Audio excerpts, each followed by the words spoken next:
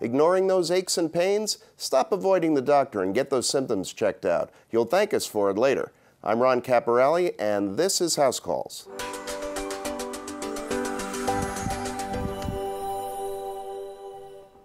Many serious illnesses like prostate cancer, heart disease, and diabetes can be prevented if guys would just get regular checkups.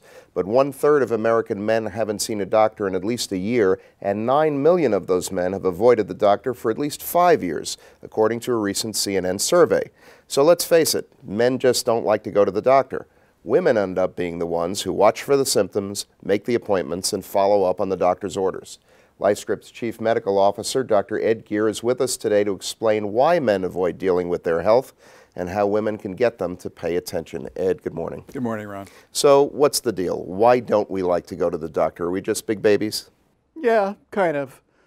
Shocking. Men go see the doctor 130 million fewer visits than women each year. We also know that 90% of the time, if a man has a medical problem, he will wait several days, and if it doesn't go away, then go see the doc, as opposed to calling the doctor right away. We also know about a third of the men will wait until it's really a pressing problem, and only then will they deign to contact the doctor. And why are women more attentive to men's symptoms? Is it just by comparison, those people like us who are in denial? Well, I think whereas men tend to be more controlling over a situation and not want to relinquish control to the doctor, I think women in general are more in tune with the emotional and physical needs of their family, and they're more likely to pick up on those needs and be more sensitive to those needs. Okay, so let's take a look at some of the top symptoms that men ignore and don't want to talk about, and we'll just go through them one by one. So the elephant in the middle of the room, erectile dysfunction.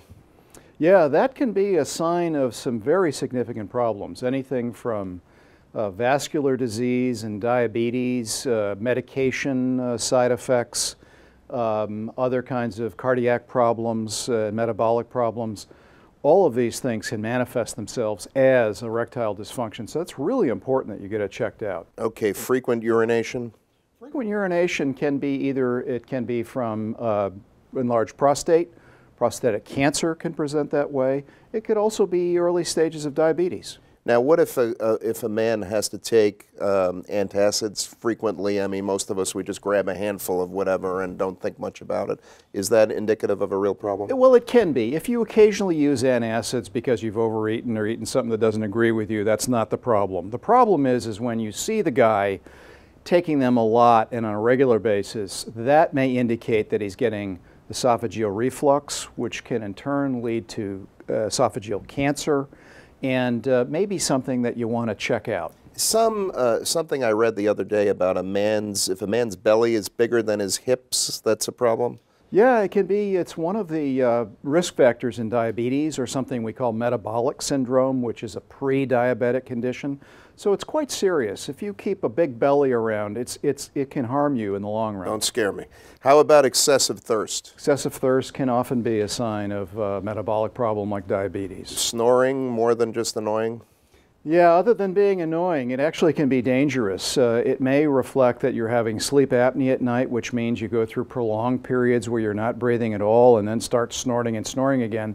That in turn can lead to some very serious medical problems, pulmonary as well as heart problems, and ultimately can even result in death. And obviously shortness of breath or coughing up a lot of mucus, that kind of thing, but shortness of breath in particular could be a big problem. Yeah, it can. It can often herald at the onset of a cardiac problem. When you lose your exercise tolerance, you get shorter breath more frequently. Frequent constipation? Constipation can be a sign of a tumor. It could be colorectal cancer. It may be hemorrhoids. But if you have persistent constipation, we all can have it from time to time, but if there's a persistent trend, you absolutely want to get that checked out. You hear a lot in the media these days about depression and recognizing the symptoms of depression. So when do I know if it's a problem or not and need to bring it up with my doctor? Yeah, my rule of thumb is that it's interfering with your activities of daily life. That is eating, sleeping, exercise, interacting with family members. That's the time that you really need to bring it up with your doctor.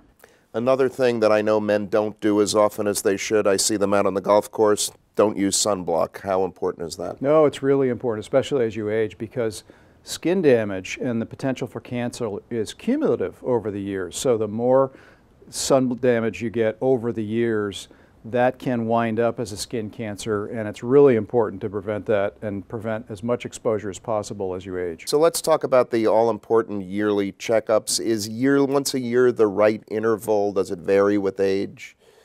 It can vary with condition, but I do think that adult men ought to be getting an annual checkup. And any advice on how women can get men to actually call the doctor and go?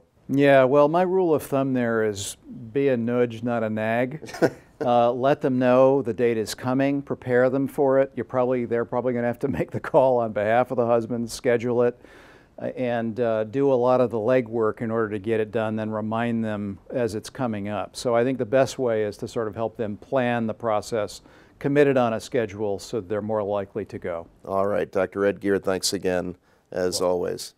For more information on this or any other health-related topic, visit our website at www.lifescript.com. From Los Angeles, I'm Ron Caporale.